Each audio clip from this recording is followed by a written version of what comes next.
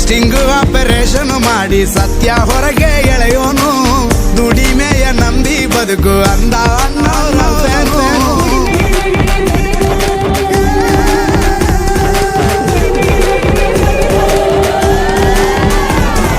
ಅಡ್ಡಾದಿಡ್ಡಿಯಾಗಿ ಬಾಳೋರ್ಗೆಲ್ಲ ಸುದ್ದಿ ಮಾಡಿ ಬುದ್ಧಿ ಕಲಿಸೋನು ನೋಡಿ ನೋಡಿ ಒಂದೇ ಸೆಪರೇಟ್ ರೂಟಿನ್ನು ಡಾನ್ಸ್ ವೇದ ಪೂ